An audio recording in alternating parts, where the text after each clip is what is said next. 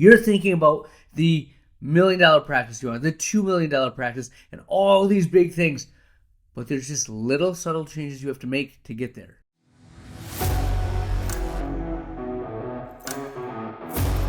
All right, my friends, the Ultimate OD podcast. This is a very, very important episode. This is going to help you go from the good to the great. This is the secret sauce that will make you an elite practice. And it's not a big thing that you may be thinking. It's a bunch of little things. Tune in. We'll let you know what that's about. A little office talk. A way that I'm clearing my head and coming up with more energy than I've ever had before. Closing thought of the episode. This is the Ultimate OD podcast. Here we go.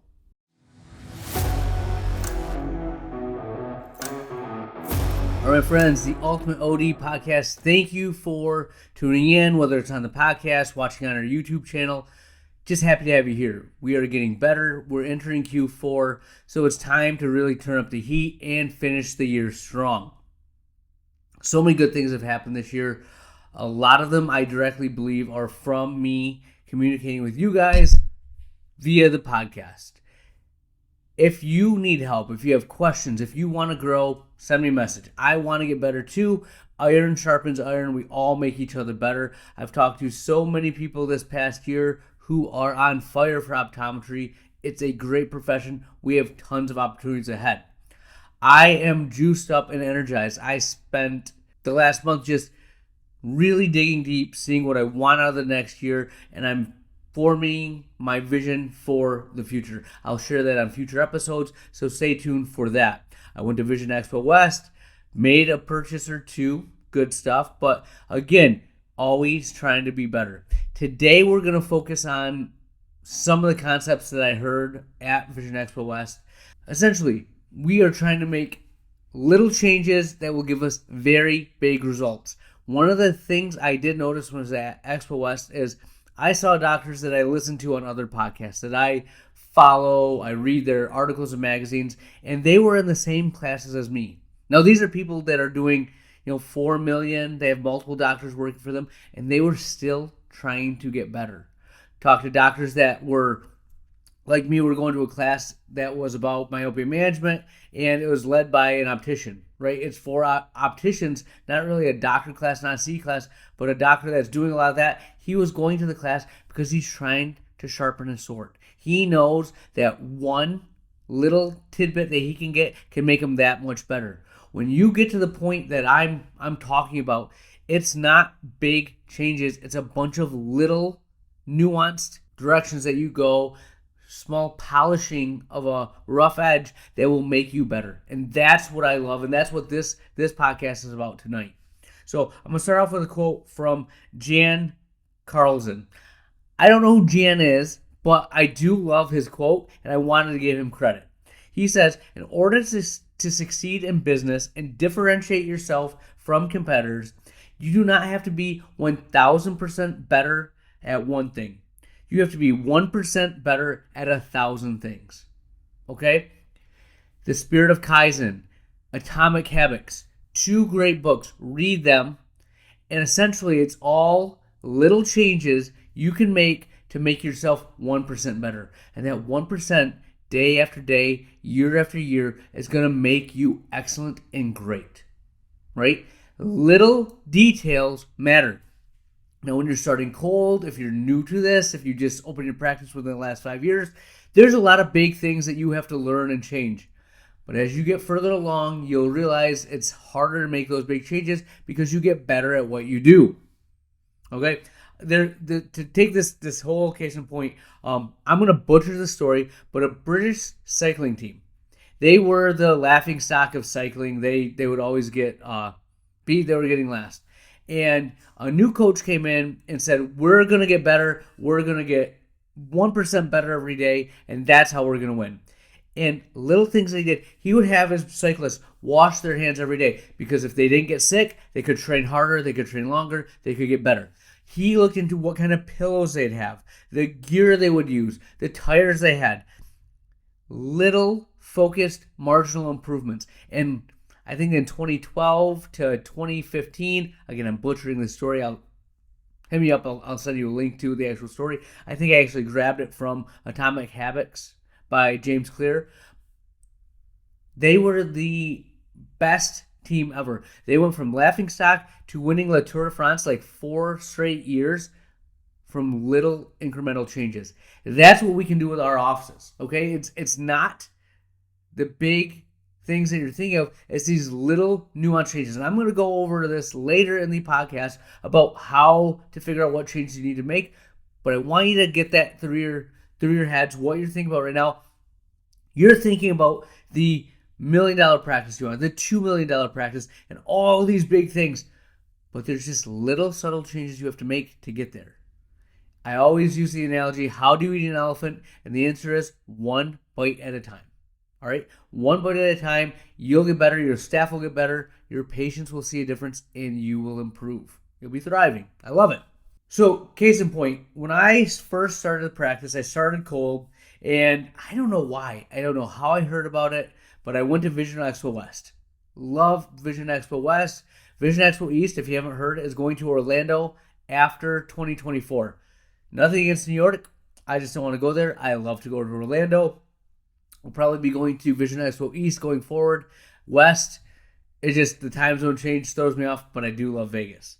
That being said, I went there and mind blown. So many things. I'd call and tell the office, hey, do X, Y, and Z. We're changing everything top to bottom.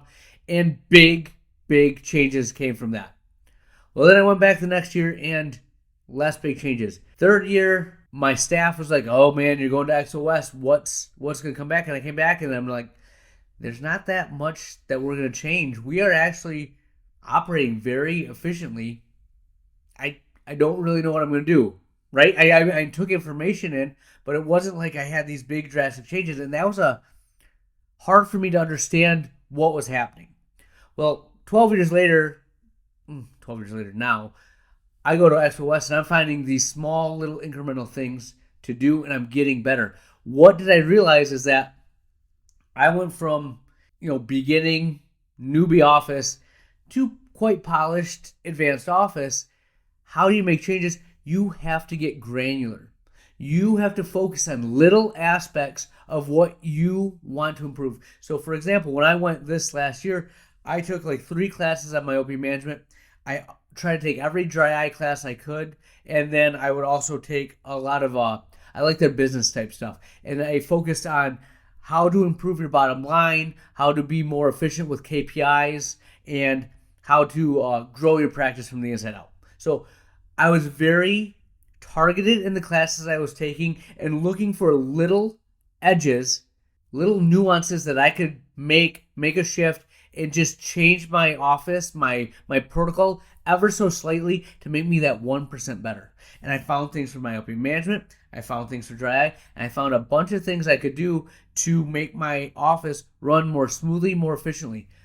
I also started networking with a lot of people. I'd ask, hey, what are you doing at your office? Because I recognize some of these doctors, and it was awesome to get their feedback, and just all the more reason that I do this podcast, because collaboration is so much better than you taking it by yourself and having to work through it yourself. If you work through this with someone that's already done it or is doing it, you can get nuanced insight that will help it be easier for you to implement. Okay, and that's what I'm trying to do tonight. So now that I've went through all this, we've talked about 1% better. How do you do this? Where do you start in your office? Let me tell you a little story, and then we'll kind of go from there. So there were an experiment that actually happened, and this is something that actually happened. They had like 5 gorillas in a cage, and they put a ladder in the middle of the in the cage, and on top of a string there was a banana.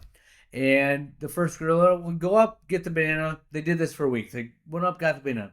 After week 1, every time a gorilla got on the ladder to go get the banana, they would hose down all the other gorillas. Gorillas apparently hated water, and then they eventually got to the point after a week of this, the moment someone got up on that ladder, they would start beating up that gorilla and say, you are not going to get up on that ladder because we don't want to get sprayed. All right, fine. Well, what they did then, for all the 5 gorillas, they take out one gorilla, put in a new gorilla. And now they do the same thing, but they wouldn't spray them. So every time a gorilla got up on the ladder, they get beat up. Even the new gorilla get up there and get beat up. And he joined in. All right, well, someone gets on the ladder, we're going to beat him down. They eventually went through all 5 gorillas. So they had a second generation of gorillas in. None of these gorillas had been sprayed by water. But the moment someone walked onto that ladder, they started beating them down. Right? So these gorillas were conditioned by the environment out of a fear or worry that they never experienced. Right? When you look at your practices, there's a ton of things that we are doing that are just legacy. That we've always done them this way, and we don't even know why we're doing it. It's really inefficient. So what I want you to do is give your staff a project. Say, here's a half hour. What I want you to do is look at every aspect of our practice, and you have to write down 3 to 5 things that we are inefficient in. Whatever it is. Why do we do this? Why do we always check in a patient this way? Why do we do workups this way? Why do we dispense glasses or make calls or make appointments? I don't care what it is. Why do we do it this way? Ask them this, write it down, then get someone. You can do it yourself. This can be anonymous. I'm not trying to figure out who's saying what or what. You just want to see where there's inefficiencies. Do it for yourself as well. All right? I did this for my office. We did that. I got the list. They typed it up. I had a couple of things that I thought I wanted to change. I looked, and you know what? One of the things I changed was how we're checking in patients. I think it's really inefficient. I wrote it down. I saw it like 5 or 6 times on that sheet. I was not the only one, but we all kept doing it the same way. Why? Because that's the way it's always been done. We had our office meeting, and in the meeting, we wrote down on a whiteboard, this is how we do check-in. Where can we be more efficient? Why are we doing the things we are? And it was awesome. We had a group discussion. Every person was involved. They were invested, and they were putting out why we should do things. Everyone came up with great ideas, and we came up with a new protocol as a team. Now, why do we want to do it this way? 1, you want to see what other people are thinking. 2, when you do it the way I did it, with everyone having buy-in, once you put it in place, it's like, anyone have an issue with this? Nope. All right.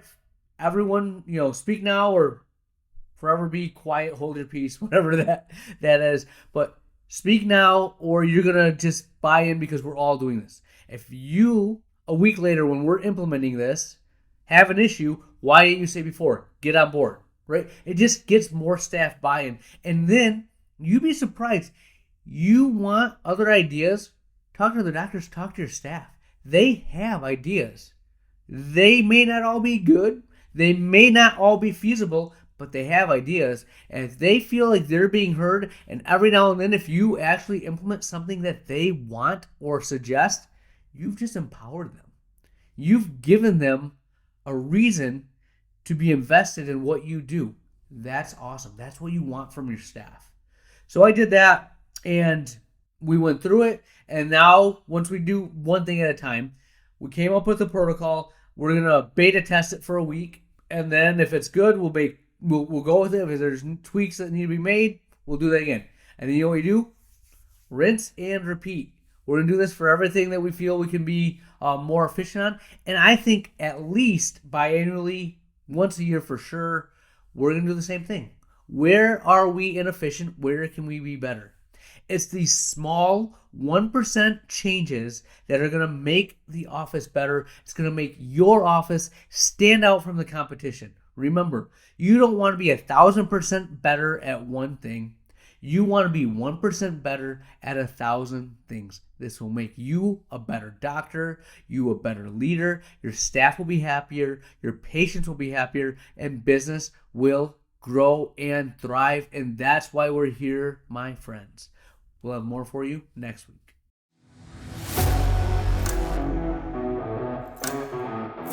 All right, my friends, a little office talk. So, I went on a vacation. Yes, an actual vacation. I'm not talking about going to Expo West. I did that. My kids had break, and we were gone from a Wednesday to a Sunday. And we went to Cocoa Beach, Florida. It was amazing. I like it. We flew into Orlando, 35, 40-minute drive. We had a VRBO right by the ocean. Amazing. 4 kids, 7, 6, 4, and 1, all on a plane. We made it happen, right? This was the first vacation I've taken in 8 to 10 years where it was an actual vacation. So I didn't have a work agenda. When I was there, I didn't have a diet. I didn't work out. I enjoyed my family. I enjoyed time. I let my mind run and think. I didn't have a bunch of podcasts that I had to listen to.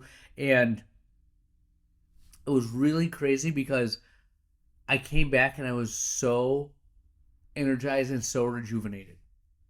And I share this with you because I've been go, go, go, go, go for like a decade. And when I'm in my normal week, I'm very disciplined. I wake up, I work out, routine.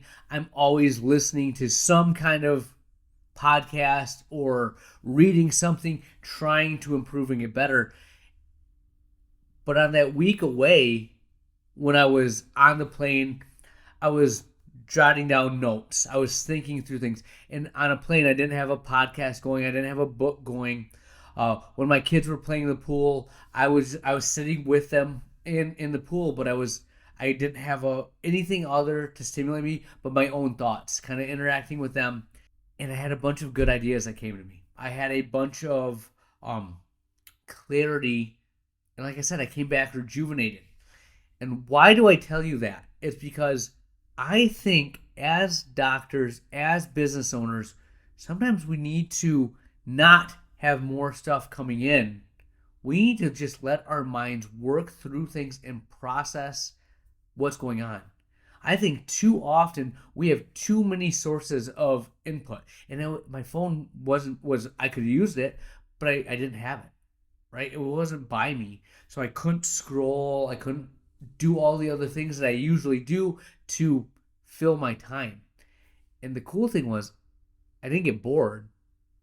I just thought through things, and it gave me a lot of insight and perspective. And now, something that I'm trying to do now that I'm back is to have, I know it sounds crazy, 1 to 2 minutes, 5 to 10 minutes of just no input, just me laying down with my own thoughts. What am I working through? What am I trying to process? I think that's why running as of late has been so cathartic for me. Fun fact, I ran the Chicago Marathon twice when I was in optometry school. Have 4 kids, did some triathlons before I got married, before I had kids, and then I got middle age, and I just got fat and lazy. Got back into it, and I ran a half marathon, and running has been great. I used to listen to podcasts, and then I started to just run without any kind of input and felt refreshed, felt rejuvenated again.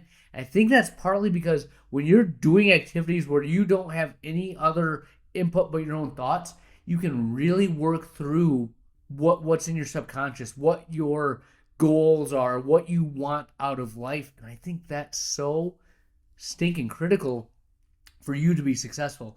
Tune into the next episode next week, and I'm going to be talking about more of having a vision for what you want to do and how that plays in, but kind of working through those thoughts are kind of what I'm doing to get there. So just something I want to share with you from my vacation and how I think it can help you in your practices.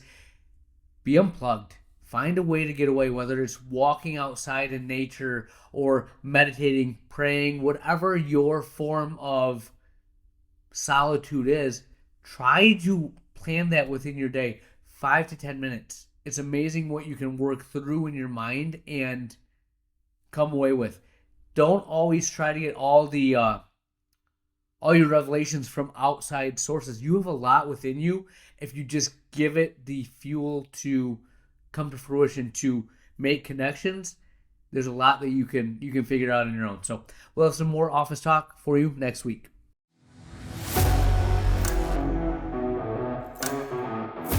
Where has the time gone? We are to the closing thought of the episode, and today we will be inspired by a Mr. Tom Brady. And this little story I read from Tom Brady fits in perfectly with small changes, big results. What we've been talking about this whole podcast. And Tom Brady, if you don't know, went to the University of Michigan, and he was not, he was highly recruited, but he wasn't getting a lot of reps. And essentially, the story goes he was only getting about 2 reps of practice, and he wanted to transfer. He didn't think this was the right place for him, and he went and talked to his position coach and was like, hey, man, I just don't think this is the right place for me. I'm only getting 2 reps. I don't think this is going to work. And the coach basically said to him, Tom, when you came here, you wanted to be the best. This is the best possible competition. These are the people that are going to make you as good as you possibly can be. Get over yourself and start competing. So he's like, all right, I guess so. And he went talk to their sports performance, like their sports performance coach who helped him work through this mentally. He's like, started talking about, well, he's getting this many reps, he's getting this and that and the other thing. And the coach said, Tom, you're worried a lot about what other people are doing, about things that you cannot control, right? What I want you to do is focus on what you can do. He's like, but I'm only getting 2 reps. And he goes, well, make those 2 reps as good as you possibly can, right? He's like, all right, that makes sense. And he just changed his focus to make those 2 reps as awesome as they possibly could be. And then he got 4 reps. Then he got a series. Then he got more and more reps. And as the story goes, he's the greatest quarterback of all time, right? 6 Super Bowls, or how many ever got, drafted behind everyone else and just focused on what he could control and got better. I personally tried to do this when I started Cole. I didn't have a lot of exams. I had like 3 exams a day. If I had 5, it was a great day. Sometimes the phone wouldn't ring the entire day, right? But I always had the mindset that every single patient that came into my office, every single time we went into optical, we answered the phone, we were going to give them everything we possibly had. It was going to be the best stinking exam they could get. Now, again, I got better as we went. I realized that what I thought was the best wasn't always the best, and I improved. But that's because I tried to give them everything we had. I had this talk with my staff at the meeting this week. Everything we got for every patient that comes in the door. If you do that, we're going to be thriving and growing. So take it from Tom Brady. Take it from me. Whatever you can do, make it be the best it possibly can be. That's what I have. Dr. Lily